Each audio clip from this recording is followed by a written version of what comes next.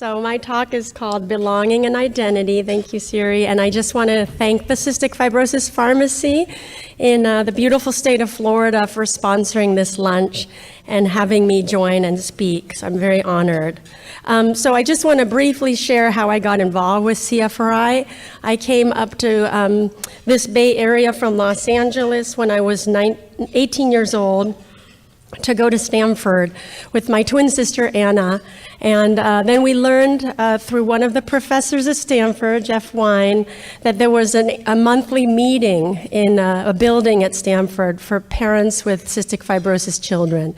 And we were shocked because we never knew there would be a cluster of such a community together.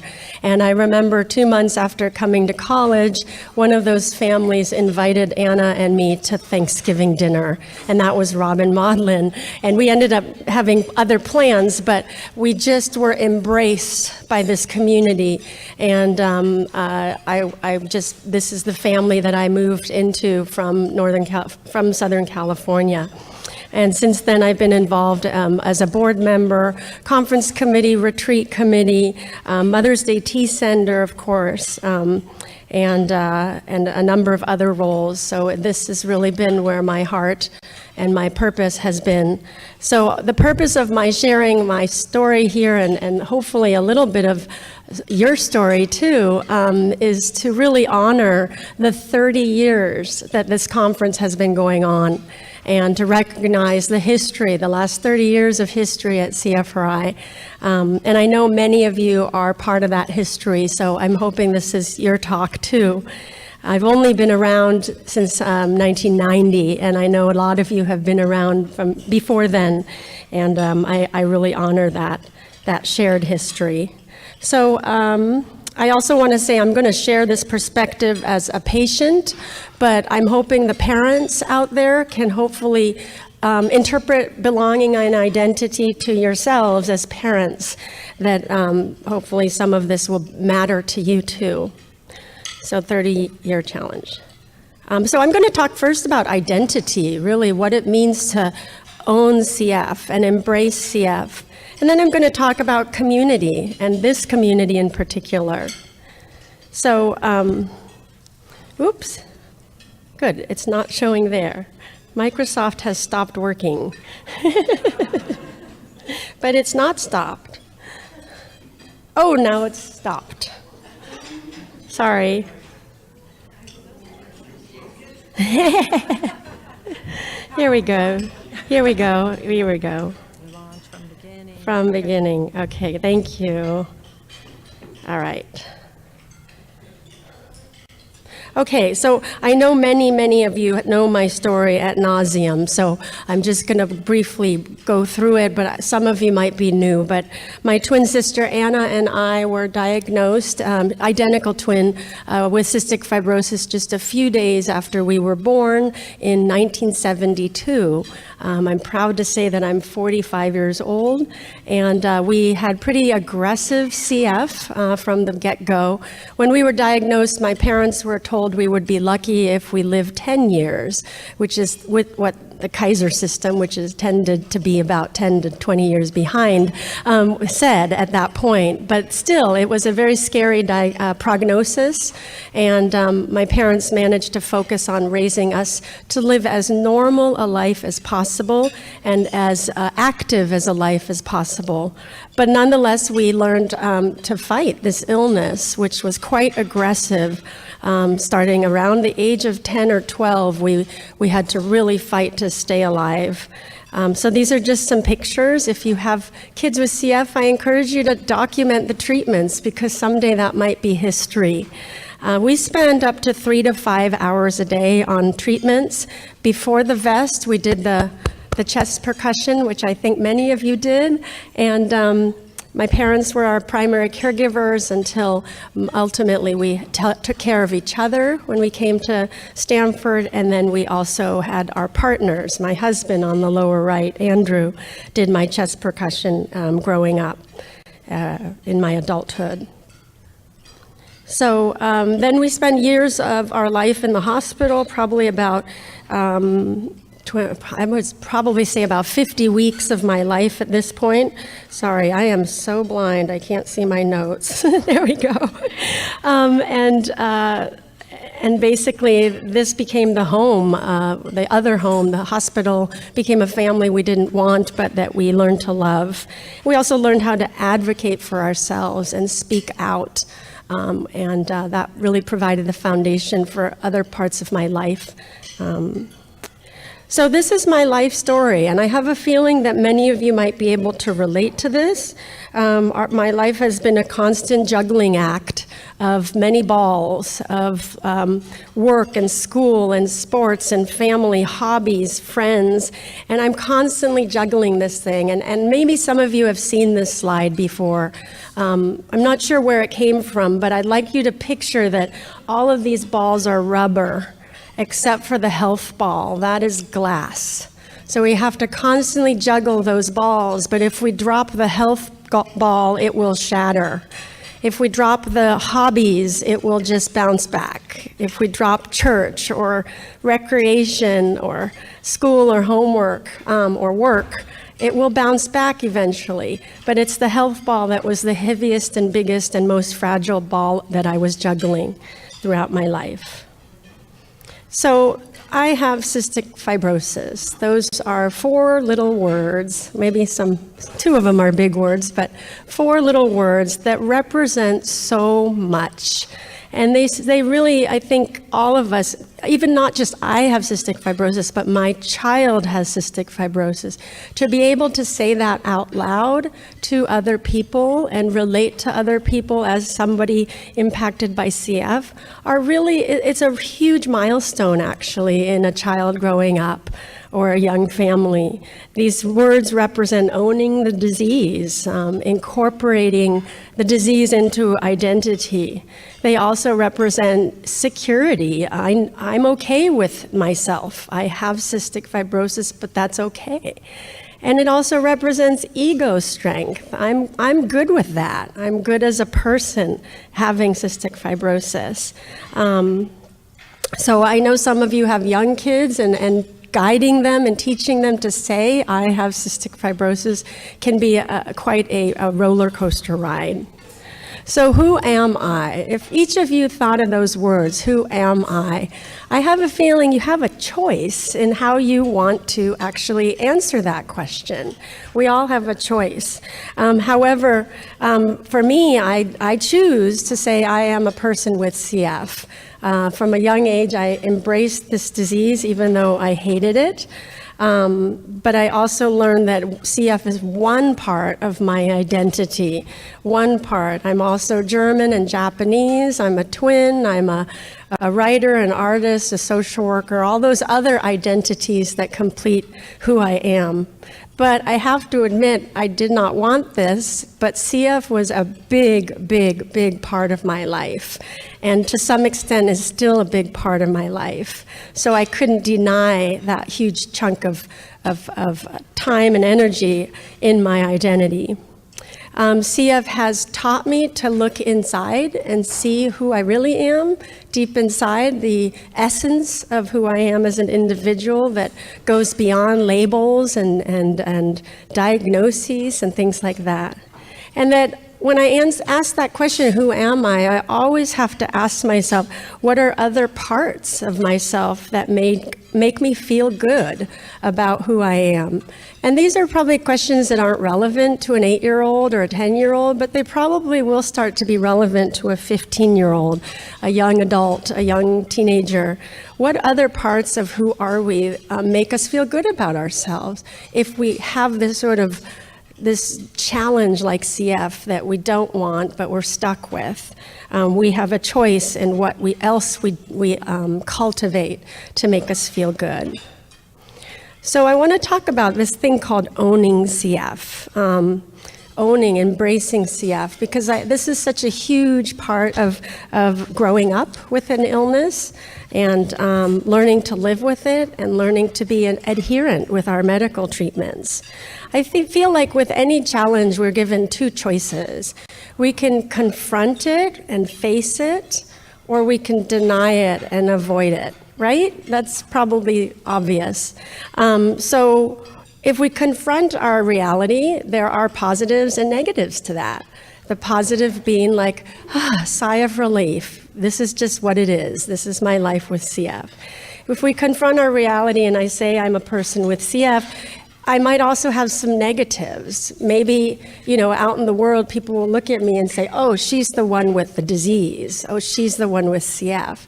And maybe I don't want to be defined by my disease. So there's some negatives there. On the other hand, there are more positives too, which I'll talk more about later. If I deny my disease, I pretend like I don't really have it, what are some positives? Well, I can go about my daily life doing what I want and not having to do the things I hate, like treatments. Or there are also some negatives, right? There are things like not doing your treatments because you don't want to face having CF and then potentially getting worse. There also might be some we might engage in unhealthy behaviors like smoking and drinking because, well, we don't really want to say we have CF, so I'm going to pretend like I don't have it. And that would also lead to some detriment. However, if we don't face our CF, we'll just fit in with everybody else and we can pretend like we are normal. So those are the two realities, I think, that we have as we grow up to face this disease. And honestly, in my life, I've done both, confront my CF and deny it at different times and at different moments in my life. And I think that's a normal and healthy thing to do. And I always have to ask that question, well, what is better for our health, to deny or confront CF? And my biased answer is that confronting and embracing CF is one way that we can motivate ourselves to do treatments, to do exercise. If we pretend we don't have this disease and deny it, we're more likely to not engage in healthy behaviors and potentially speed up the decline that would then force us to confront our CF. But so what if we don't want to be defined? And that's a big struggle that I've had all my life. I don't want to just be the CF adult, or the CFer, or God forbid, the cystic. What a horrible name. And being different is a hard reality. So I do believe, and I know everyone in this room knows that we can hate CF, but learn to love what we choose to do with it. And this is a picture I found on the internet of a little boy in a wheelchair who probably doesn't like being in a wheelchair, but that is his reality. And maybe a parent made this wonderful Superman costume so he can fly. So I do believe it takes a lot of creativity to figure out how to embrace the CF, how to live with it, how to do what we want with our lives despite the CF. And then somehow be okay with it. Everyone finds their own way to make peace with having CF, obviously, but we have choices and consequences. So I used to be so self-conscious of having CF, and somehow writing, storytelling, documenting my story became a hobby and a passion, actually, and I enjoyed it. However, when I published the book, ultimately I didn't recognize this, but Anna and I sort of became known as like the CF writers, or the twins with CF. So it really defined me even more as somebody with CF. At the same time, I think the writing was still more of a positive than not, because it really helped to find meaning and explore the story of my life, and to create this narrative of what has happened in my life despite the CF. And I know all of you have your own choices and consequences of figuring out how to make peace with your CF. So also, I think a really, really big question for me growing up with CF was that question, what good comes out of this? What good, and at CF camp and retreat, a lot of us talk about what good has come out of this illness. This, is, to me, one of my greatest sources of medicine to help me live with this illness, this community. Other good things that have come out of this, let me face it, I went on a Make-A-Wish trip, which was pretty awesome.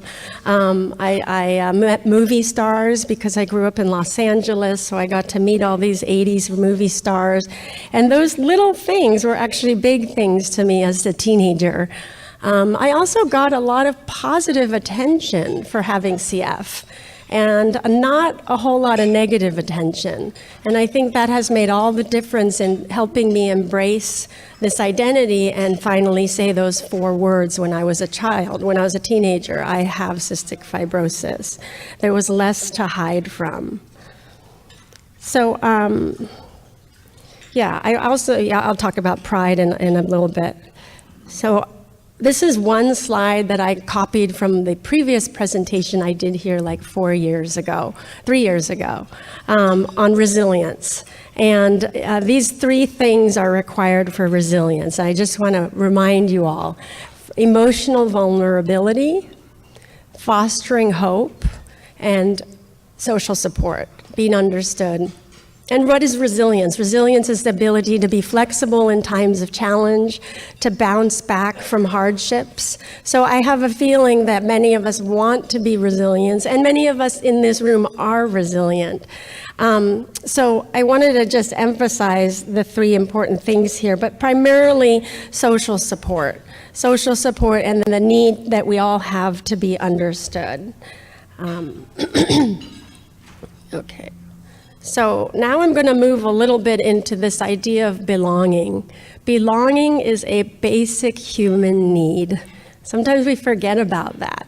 American culture can be so detrimental because it really forces this idea that we have to be independent.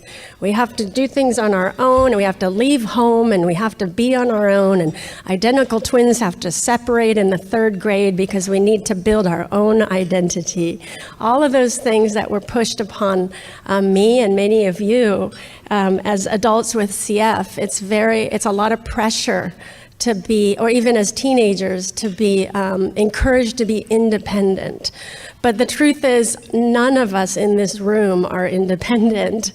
The bread you're eating was grown and prepared by probably dozens and maybe hundreds of people to be brought to this table, and the clothes you're wearing and so on. Everything we have, we depend on other people, and that's not even touching upon the emotional and social connection that makes our lives worth living. So I just want to remind all of you parents who are raising teenagers, who are thinking about, helping your kids become independent, the most important thing is helping your kids become intelligently interdependent, to gain autonomy where they can, but also to lean on others when they need to. And that's particularly important for living long with CF. We need to lean on people when we can or when we have to. So belonging to the CF community, our identity, let's face it, who we are, is defined by the web of connections we have with others. Before I said, what are my other identities? I am German, I am Japanese. Those are cultures of people. How my parents are is defined by those cultures. I am a twin, that's relative to Anna. I'm a writer. Well, I could write in a diary, but really I'm a writer because other people read what I write, I think. So most of the things in our lives are recognized, like our identity is recognized because other people somehow relate to that. And I don't need to tell you this, we are social animals. We are wired, genetically, neurologically wired to be socially connected. And I think that's something we all live with. I think from the moment we're born, we're embraced by family, and then we try to live in our lives with a group of people. So, but the most important statement on this slide is really to identify, to belong to a community, we have to overcome shame. We have to overcome shame, and shame of having cystic fibrosis is a huge barrier to the identity piece, to being able to say, I have cystic fibrosis. Many of you know I just had eye surgery, so like my eye looked really, really, really bad in the last 2 weeks, and then I couldn't find my eye patch on Friday, and I thought, what the hell, I got to slide on shame. I'm going to just take this off, and not like, be a hypocrite. But really, this community, if you guys can't deal with my eye looking like that, I think you probably can't deal with mucus and poop and all of that either. So this is a pretty good community to embrace and not feel ashamed of anything. And by the way, I didn't actually ask permission for some of these people to be in my slideshow, so I'm sorry if you surprisingly see yourself in this slideshow, but that's just because I love you guys. So overcoming shame is a huge issue, and if your teenager has shame issues or you're a young adult, maybe it's something even worth asking. Are you embarrassed by your CF?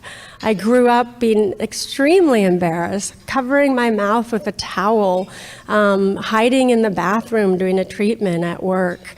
Just such secrecy that took so much energy. And it wasn't until I was more secure in who I was that I just realized it's a waste of energy.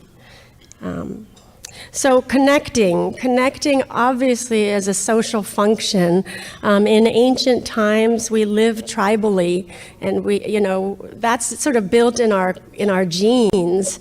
When we used to wake up thousands of years ago, there were always pairs of eyes looking at us. We lived in community.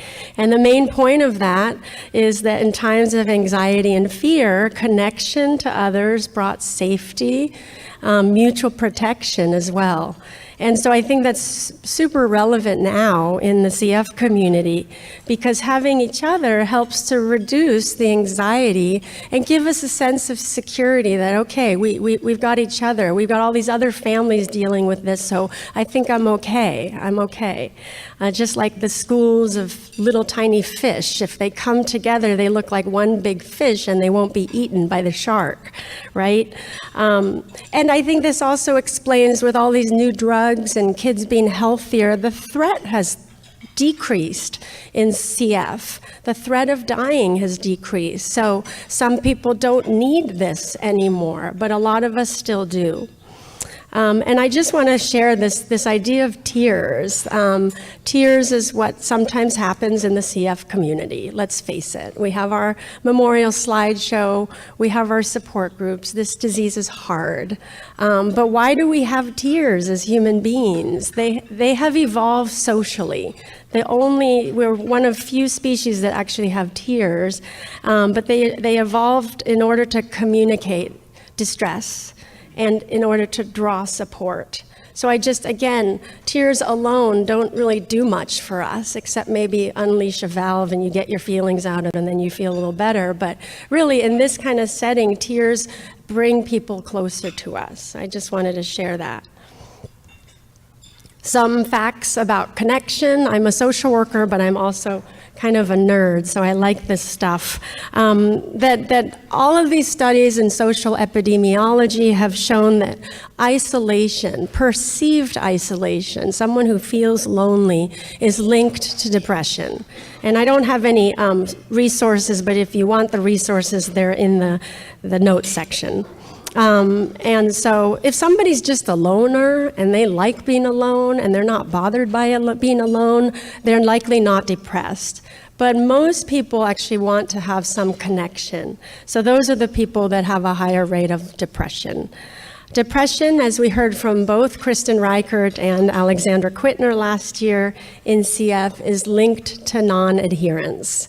If you are depressed, you're not going to feel like getting that nebulizer cup and filling it and sitting there with your treatment on. Numerous studies, social epidemiology studies, have shown that loneliness is actually linked to increased mortality and increased morbidity or illness. And this is the general population, but I think we as CF people are the general population as well. And numerous studies have shown that social and emotional support can be protective for health. So I just want you to keep in mind, why does community feel good? It literally makes us feel good, socially, emotionally, and physically. And education improves quality of life. And this is just one of many, many studies that show that kids and adults with CF who are educated have a higher quality of life. And there's a correlation in CF between survival and socioeconomic status. So education is huge, and education in the CFRI world does not generally take a lot of money because of our scholarships and so on.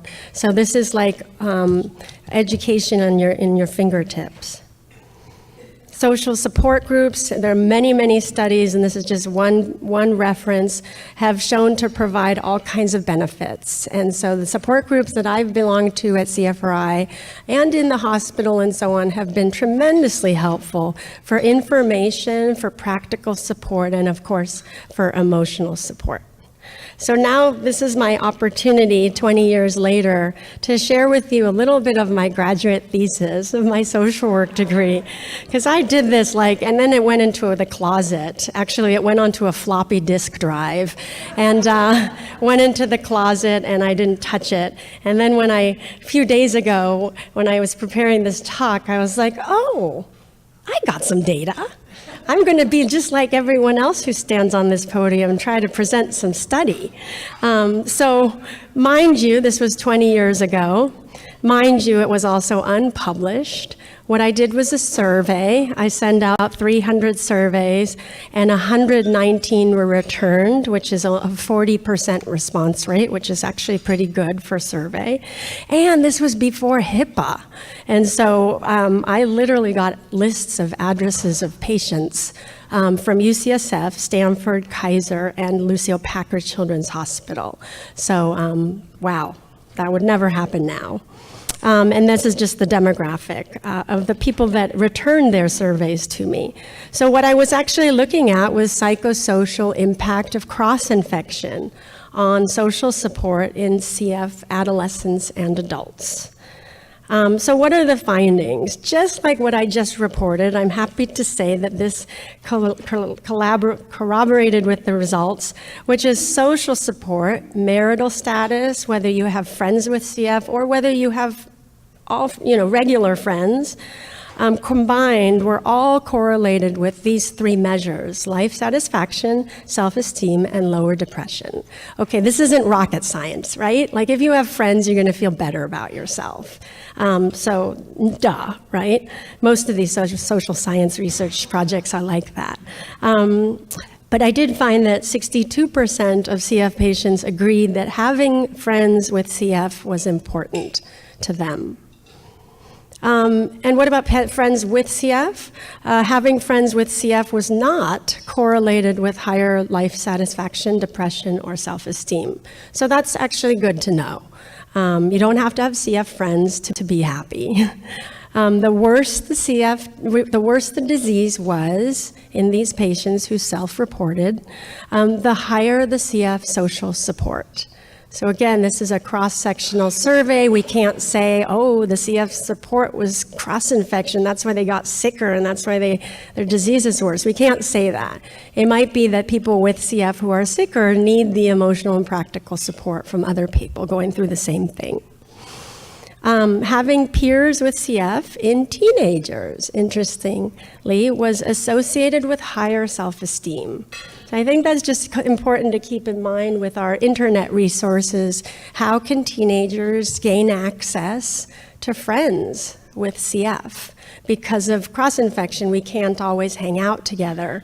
The new generation of young people has been taught to fear hanging out with other people, where the old people like us, like me and Julie and others, we can adapt. So CF patients who had higher CF social support, so more friends with CF, actually had higher socioeconomic status. So that's just an interesting thing to note. Maybe that has to do with the CFRI community. So I just want to, I throw that out there for you for whatever it's worth, for you to just keep in mind that you don't need to have friends with CF when I talk about belonging, but you need to have friends, period, because friends help us literally stay healthy. So I want to just touch base about my volunteer experience here. What I've always appreciated was that no matter how hard my day-to-day life was with CF, when I volunteered, I could see that other people had it harder. And some people had it easier. But for the most part, I could take my mind off of myself and focus on other challenges, and I could appreciate what I did have. And then I think Paul Quinton is the one that shared this with me, that we all have a need to be needed. We all need to be needed. That's a basic human instinct. And so being needed in a volunteer capacity really feels good. And that paying it forward for the next generation of patients with CF has been really important to me. Back in the day when we had camp, we used to encourage the kids with camp at camp to do their treatments and so on, and it felt really, really good to do that. I think sometimes we forget how healing service is for our own well-being. Okay, now I'm totally ignoring my notes. Okay.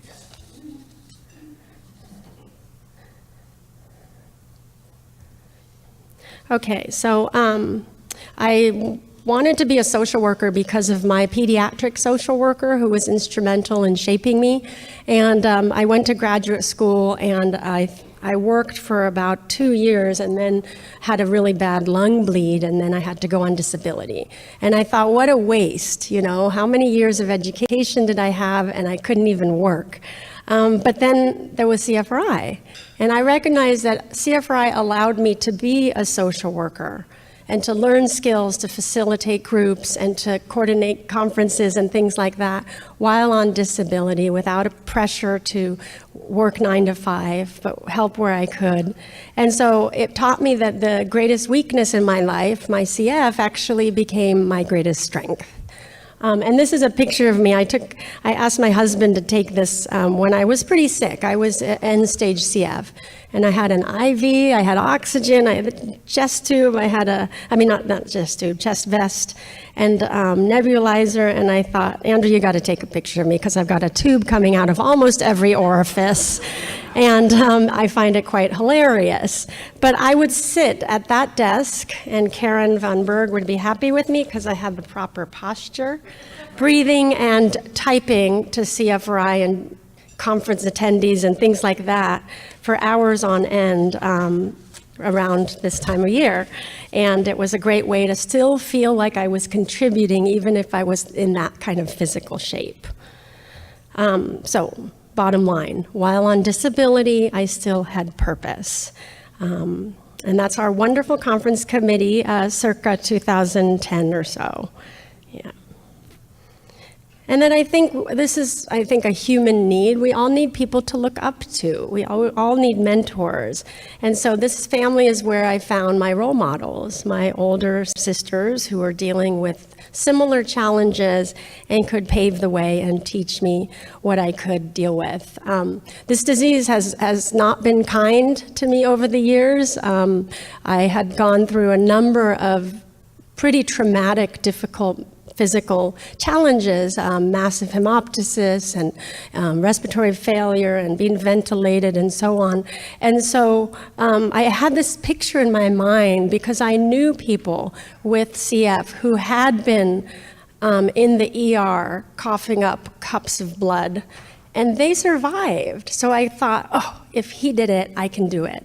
Or people who were vented, who came off the ventilator, like Lisa here. If she could do it, so could I.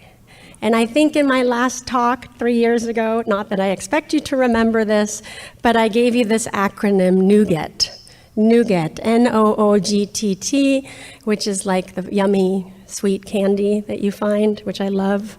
Nougat actually to me is my sort of deep psychological foundation for how I live my life. And nougat stands for not the only one going through this.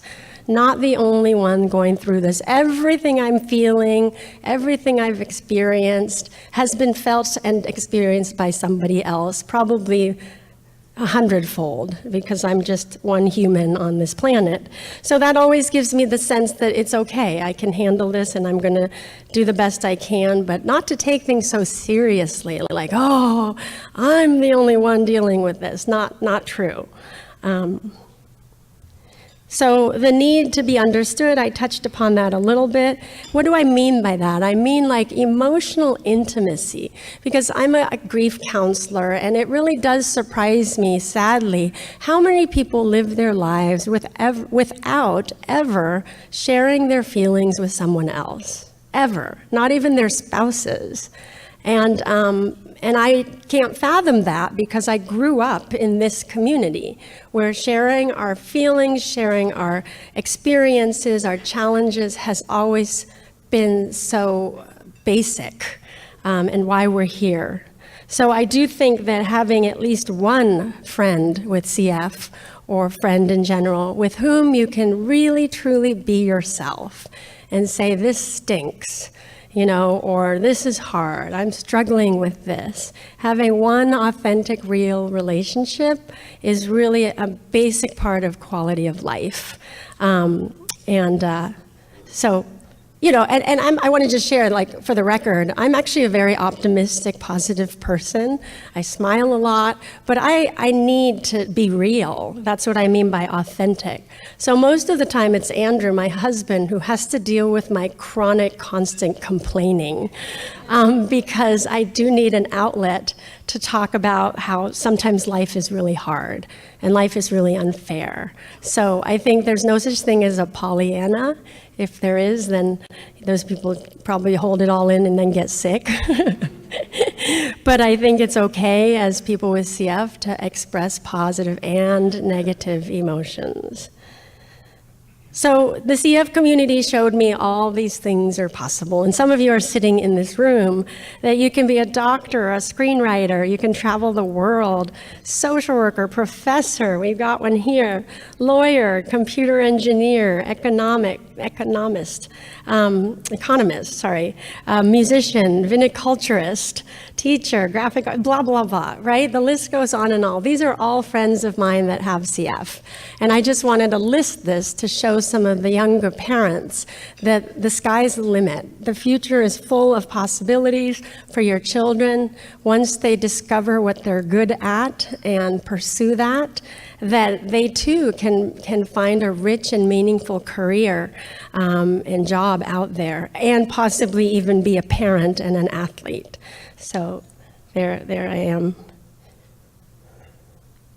And then I also think that embracing CF in my identity is partly feeling proud. And pride is also seen as a little bit of a negative emotion, but pride is really important when we want to feel good about a challenge like having CF. So when I look at this picture, I feel incredibly proud because these are the 4 women that won the silver medal. If only those Brits weren't so good, we would actually have the gold, but we are silver at the World Transplant Games 1 month ago. And I'm especially proud, thank you. I'm especially proud that 3 of those 4 women are CF double lung recipients. And doesn't that rock? I mean, that seriously rocks.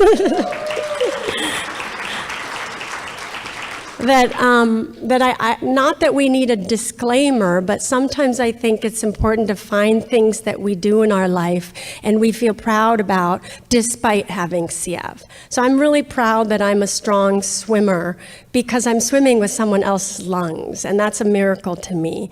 Or that I'm a triathlete and that I could do this 13 years post-transplant. So it's not arrogance, I hope, and I hope it's not, but it's just this sense that I can do things even with this medical history. So I know many of you can actually sit and give this talk yourselves, but what did this community actually teach me over my life, the 27 years I've been involved? They taught me about different medicines, clinical trials, treatments, all the stuff we learned in the last day and a half.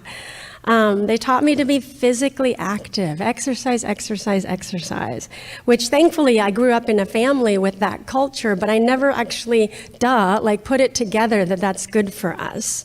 They taught me definitely to enjoy life, to be silly, to laugh no matter how hard things get. They also taught me to be disciplined, pardon my English, but work your ass off to survive, because that's that fight to live that we all need so much. And Stephen Levine is a famous author in the end-of-life world, and he always says to be strong enough to be weak, to be strong enough to show your vulnerabilities, to cry, to really say it like it is. So what happened to this community with cross-infection? Let's face it, there are ways for us to hang out together. You can always touch someone's butt because there's no germs on that, especially if you're Anna Maudlin. And she has always appreciated my butt. The CF retreat is a place we can connect with. One, because we're all screened for harmful bacteria, and two, because most of our events are outdoors, and that just being in the fresh air, if somebody coughs, you step away, the wind blows, and you feel a lot safer.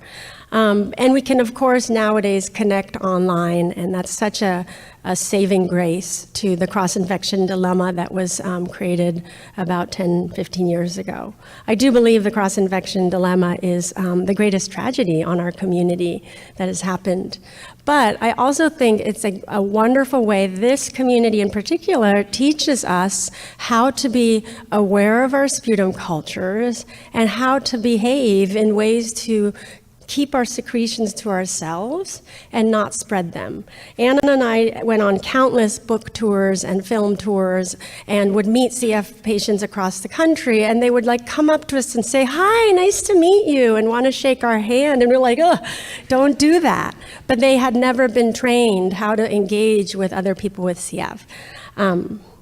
So I realize you are eating lunch, but my next slide is the reality of CF being a cruel disease. CF is a cruel disease. I don't need to tell you. Those are my lungs.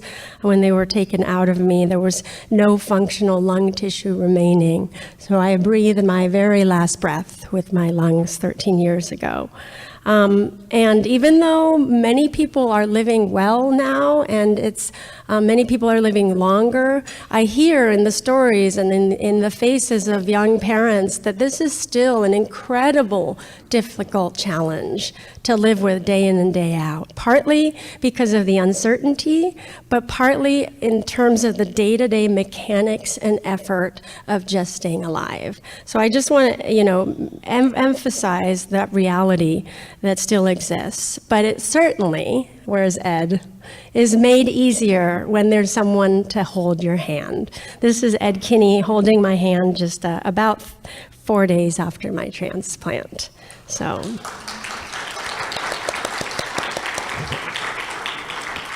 And just like when we receive support, we are then in a position to give support. So CF was there for me for the highs of my life. I remember there was a waiting room, and is Devin here? Devin was speaking in a tape recorder, and a bunch of maybe some of the other friends of mine were speaking in the tape recorder, all praying and mobilized to support and help me survive when I was in a very, very difficult place. So that worked. Thank you. So, whoops. I'm sorry, I'm getting all crazy here. So when Ed is holding my hand, I'm in a position to hold somebody else's hand. That's Anna. And we celebrate together. So CFRI was there for me for my highs and CFRI was there for me for my lows when I had to say goodbye to Anna 3.5 years ago. So I'm just, it's so important. The grief counselor has arrived, so I'm gonna say a couple of things. I counsel people who've lost a loved one regularly, daily, that's my job. And it is really, really tragic. Death is not the tragedy. The tragedy is when somebody is all alone in their suffering. And so people die alone all the time, and then people grieve alone. When, say, there's a daughter, an adult daughter who never got married and never had children, and the mother was sick, and she moved in with her mother and took care of her mother for 15 years, and then the mother dies, and now she's all alone. And it's tragic for me to witness those people who have no community, zilch, zero, no friends, never had time to socialize. And when Anna died, even though she was my twin and the core fire in my life to keep me going, I had all of you. And most importantly, I had my family, but I had all of you. So I'm very grateful for that. But the only downfall, really, maybe besides cross-infection, which I think is highly overrated, is loss. When we love people in this community, we also face losing them. But I do believe this is the price we pay to love each other. To me, when we lose someone, like for example, Anna with her colon cancer, I was extremely motivated to figure out the CF cancer link. And just like many of you, when we face a challenge, we're motivated even more. We got to figure out how to stop this disease. And I feel like no matter how much I've lost, and I've lost many friends, the inspiration, the joy of the friendship always, always outweighs the grief and the sadness. I do believe that one of the kids at camp, like before she died about 15 years ago, she said, I just want to be remembered. And I think being remembered in this community takes on a deeper significance because our death was not in vain. Our death was to mobilize all of you guys to go find the cure. Does that make sense? I do believe that we teach each other how to keep living. A number of you in this room have taught me how to keep going without my loved one, with CF. And that's one of the most important types of wisdom we need as human beings, how to pick up from the ground and start moving and start walking again. No matter how old we are, or whether it's CF or cancer or whatever other challenge or disease, you get laid off from a job, you need to pick up and move forward and find a new job. So I think this is one of the life's lessons that we learn in the CF community. And I just shared this historic picture. This is the year that I met the legendary Beth Suffian and the legendary Julie Desch, 1996, I think it was, at the conference. And that's when we had a very large community of CF adults. And sadly, in this community, there are about, and at least Goldberg is there are about 4 of us living. That's really, really tragic. Bingo, you are one of them. Thank you. So there's a lot of loss, but I did learn over the years that I am stronger than my losses. And I'm just sharing this slide because of some of the young parents here, that this might be the scary part of being part of this community, but I just want to really reassure you that that this is just one part of the community, and the richness, the resilience that exists in this community is far, far, far greater than the loss. So this is one of my coping strategies, the mantra that I even use with my identical twin sister, that's their story and I have mine. And I don't know how my story is going to unfold, but I have my own. And I think we all need to remind ourselves of that when we hear these sad stories about people with CF dying. So one of my little bits of wisdom from my life to share is that don't put all your emotional eggs in one basket. As a twin, I could have done that. I could have just been married to my twin sister and really just sort of been this weird codependent unhealthy bond. But thankfully, my mother being a social worker and having the healthcare team divide us in the clinic room and all of that, we did learn to become independent from each other, but that we have to have connections outside of just our comfort zone. So I have my CF community, but I also have, as Jim mentioned, my bagpiping community. I have my hospice community, which is where I work. I have my transplant community, Team NorCal there, Team Northern California. My gym, I have a wonderful group of friends at the pool and at the gym. And I have my Stanford community. So if I somehow lose one of these communities, if I can't bagpipe anymore, if I can't work anymore in hospice, I will have the others to fall back on. And CFRI has always been the community that I fell back on the most. Finally, I do strongly believe that hope is the best medicine. We have to have optimistic attitude. Now is the best time to have optimism compared to 20 years ago. And the best is yet to come. And that's something we can all sort of share with each other. When one of you gets down, the other one picks you up. And in this community, we do a lot of that. The hope is stronger when it's shared. There's a Chinese proverb that I sort of adopted as a twin. Joy shared is joy doubled. Sorrow shared is sorrow halved. And so I'm using this for hope. And the daffodil, of course, is the flower of hope. So that's really my story. My life is my message, as Gandhi said. This is Anna and me in 2002, 15 years ago when we were young. And I just feel so grateful to be part of this family. And I also, I feel like what I say is blah, blah. But I really appreciate that you're interested in hearing, and Siri, thank you for inviting me.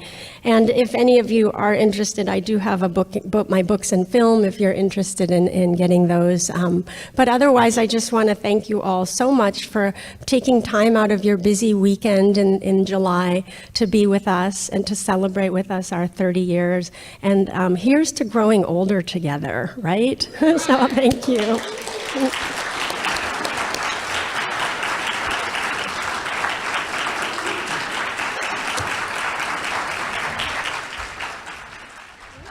Thank you, Isa. I think we're all disappointed that you did not bring your bagpipes, so that's we were hoping. We do have time for a few questions. Do please remember the hygiene protocol when using the microphone. Thank you.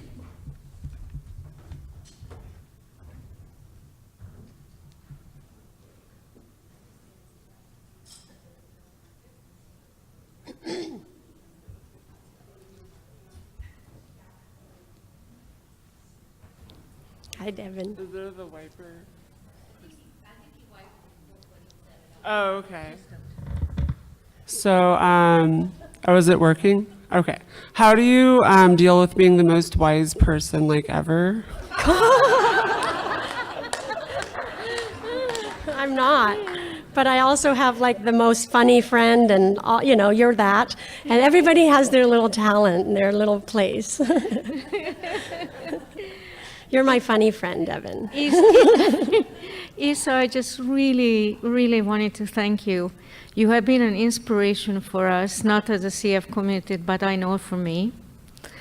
I wish my daughter could be here, but because of her infection, she can't.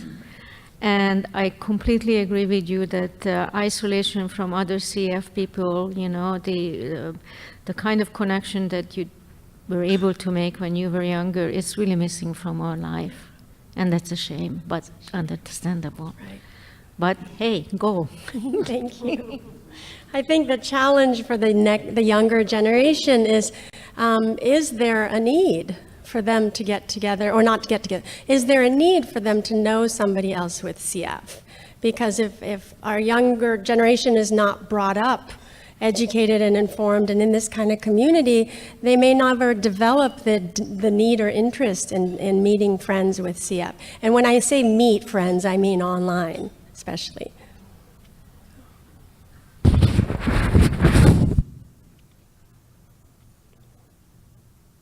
May I be so bold as to ask us all to have a moment of silence and take in what we've heard. A moment of silence, please.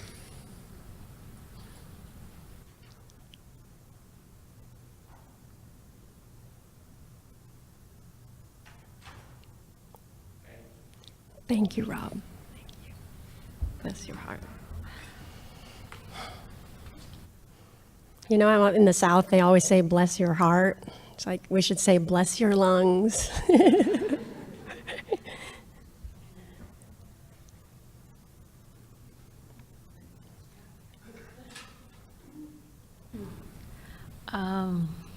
I think you know we all adore you.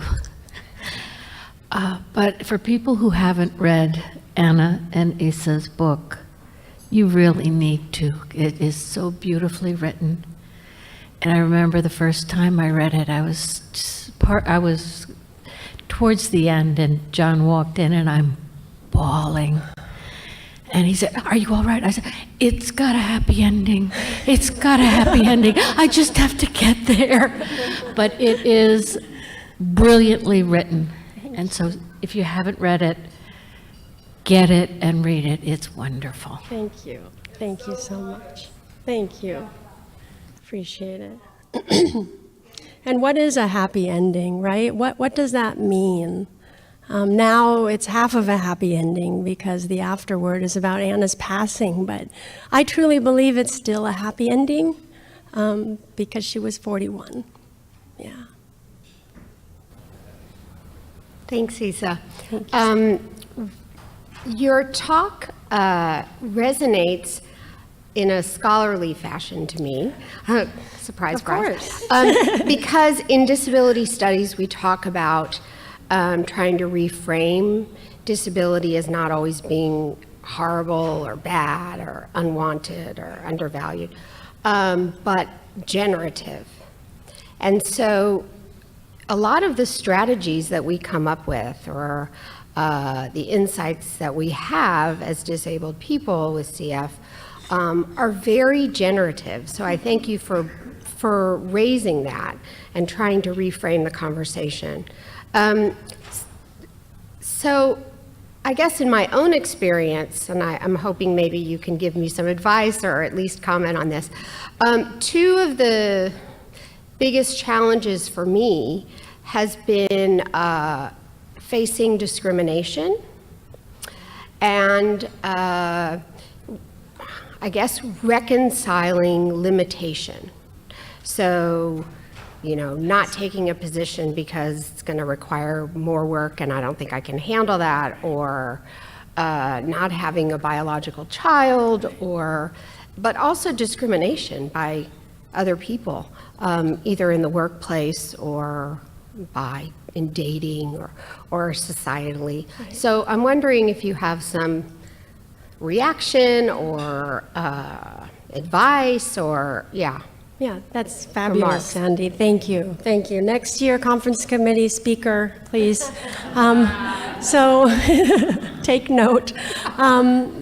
First of all, discrimination. So when I talked about that slide about confronting or denying your disease, owning CF, I think discrimination is one of the costs of being open with our illness, particularly with certain people and in certain settings. And so it is a very delicate dance, choosing where to be open and where not to be, particularly in light of like Facebook. I have a couple of coworkers in my Facebook page, so they immediately knew that I had cancer in my eye and I had heart surgery in October and all of that. It's like, whoops. But at the same time, I think everyone has their own story and their own challenge. And I think if you work in high tech, it's competitive and rough. And for anyone, regardless of health condition, for me, my personal path was to go into a field where my illness would be embraced rather than discriminated upon.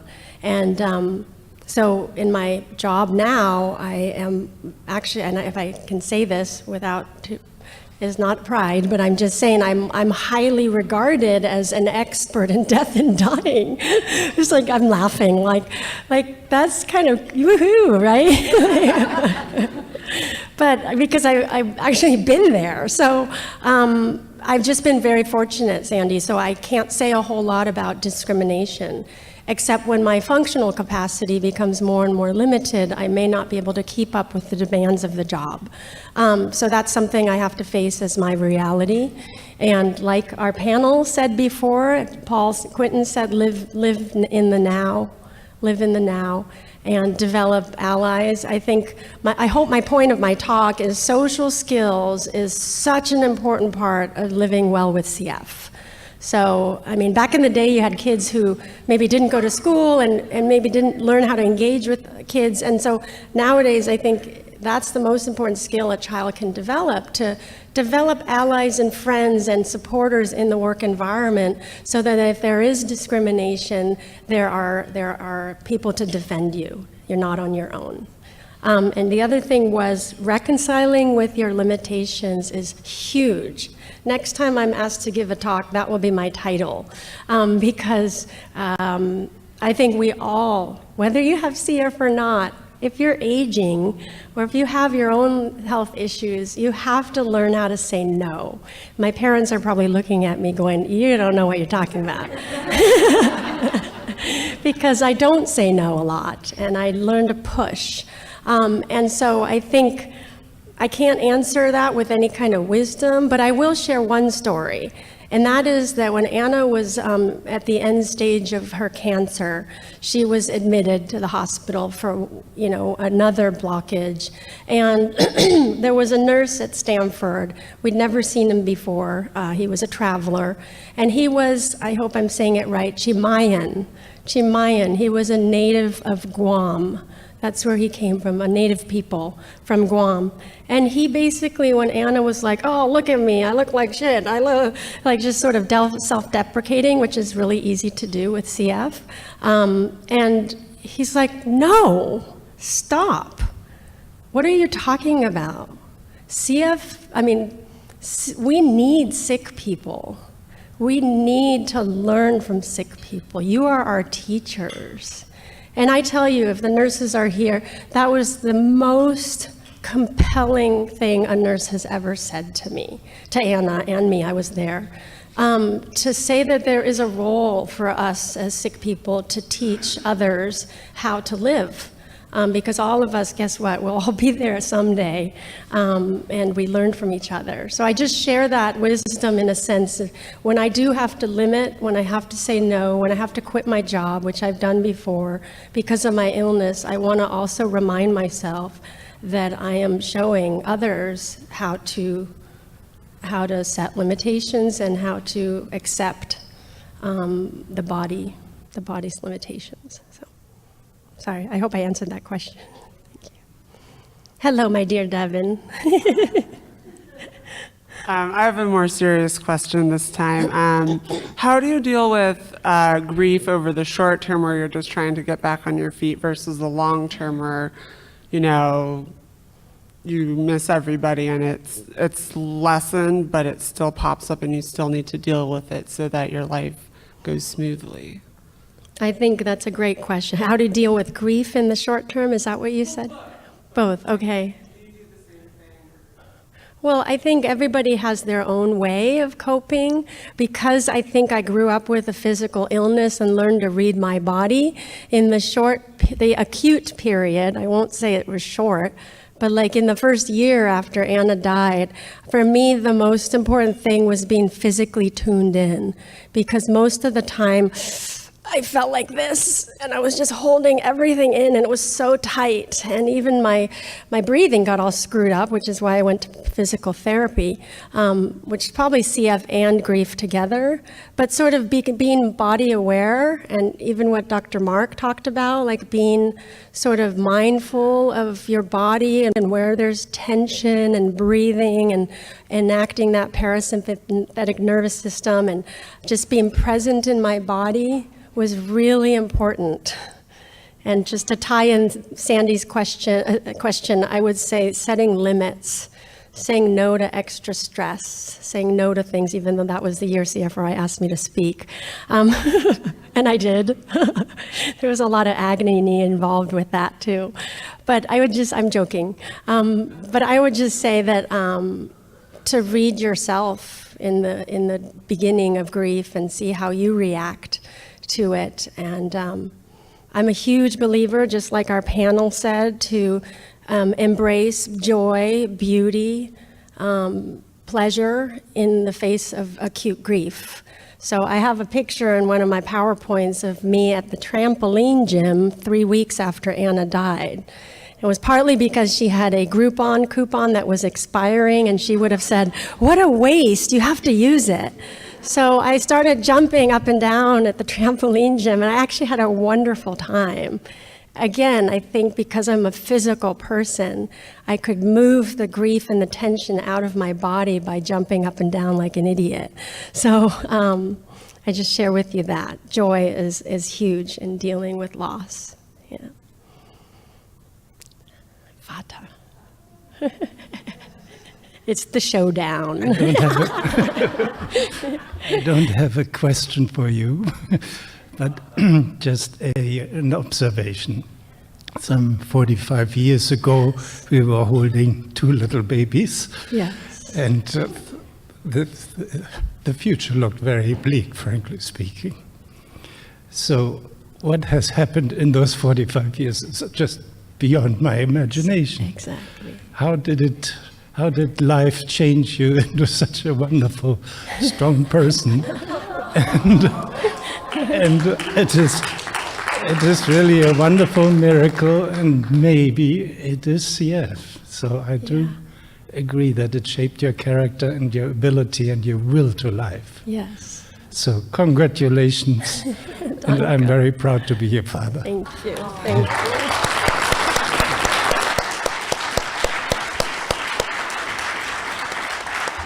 Thank you, Dad. I hope all the young parents out there heard that CF, it's character building. And I know I've said this before, it's FOG, right? It's fog. CF is fog, fucking opportunity for growth. I'm sorry, I have such a filthy mouth. So thank you, Dad. That was very touching to hear directly from you, and I can't emphasize the impact that you and Mom have had in raising me to be a well-rounded human being. And a family culture makes all the difference. And I hope those young parents here can ask yourselves, how did my parents deal with hardship? How did my grandparents deal with hardship?